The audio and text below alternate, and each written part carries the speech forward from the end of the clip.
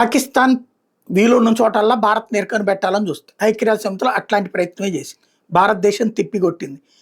సాధారణ ప్రజల ప్రాణాలు అంటే మనం వాళ్ళ ప్రజల ప్రాణాలు తీసామంటే వాళ్ళ మసీదుల మీద దాడి చేసామంట. అదే వచ్చి మా ప్రజల మీద దాడి చేసింది, పహల్గామ్లో దాడి చేసింది, తీవ్రవాదుల ద్వారా దాడి చేసింది. అది చాలదని ఆ పైన మా సైనికుల మీద దాడి చేసింది. అట్లాగే అక్కడ ఉన్నటువంటి ప్రజల ప్రాణాలు తీసింది, 20 మంది సాధారణ ప్రజల ప్రాణాలు తీసింది, ఆస్తులు ధ్వంసం చేసింది పాకిస్తాను. అలాంటి పాకిస్తాన్కి మాట్లాడే అర్హత లేదు అన్నటువంటి విషయాన్ని తేల్చి చెప్తూ ఐక్యరాజ్య సమితి వేదికగా పాకిస్తాన్కి తిప్పికొట్టింది Bharat. Let me thank you for convening this annual open debate today on the important theme of protection of civilians in armed conflict. The world is witnessing a surge in armed conflict, and the civilians continue to be victims of such conflicts. It's highly alarming to see that in 2024, as per ICRC records, the number of victims affected by armed conflict has increased, with 56,000 cases registered of missing persons alone. It's a paramount responsibility of the national governments to create a conducive environment where civilians are safe and secure. While we acknowledge the national responsibility, we should not ignore the adverse impacts of all forms of terrorism, including those emanating from across borders in today's debate on protection of civilians.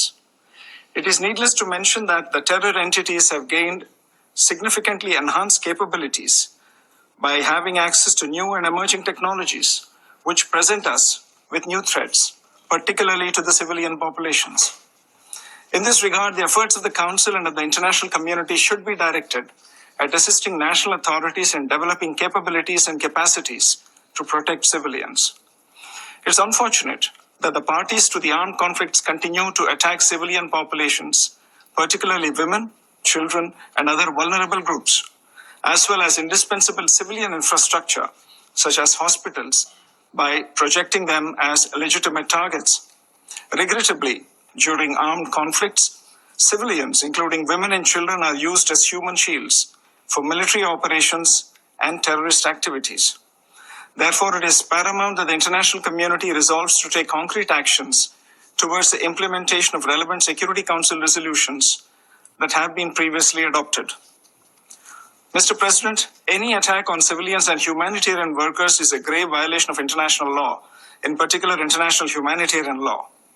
The existing legal framework concerning the protection of civilians cannot be overlooked. Respect for principles of the UN Charter, including sovereignty and territorial integrity of member states, should remain the basis for all actions taken by the Council for the protection of civilians. A politically motivated decision to intervene in an armed conflict situation may have devastating consequences, including to the civilian population, and therefore must be prevented. Furthermore, any intervention must be proportionate and based on credible and verified threat perception. The Council and the international community must take necessary measures to ensure effective and timely protection of civilians, including their life, dignity, and rights. The core principles of humanity, neutrality, impartiality, and independence must continue to guide the operations of all humanitarian agencies and organizations. Mr. President, ఇది ప్రపంచవ్యాప్తంగా తీవ్రవాదం వైపుకే వెళ్తున్నారు యువత, అలా తీసుకువెళ్తున్నటువంటిది ఉగ్రవాద దేశాలు అంటూ అలాంటి వాటి పట్ల అప్రమత్తంగా ఉండాలని సూచించారు.